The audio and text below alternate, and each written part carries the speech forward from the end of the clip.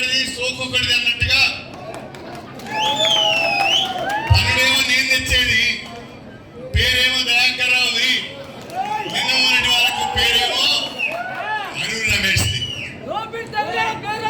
వాళ్ళకి తెలియని కూడా తెలియదు ఏ నిధులు ఎక్కడి నుంచి వస్తాయి, ఏ పని ఎట్లా మందులు చేయించుకోవాలని వాళ్ళకి తెలియని కూడా తెలియదు.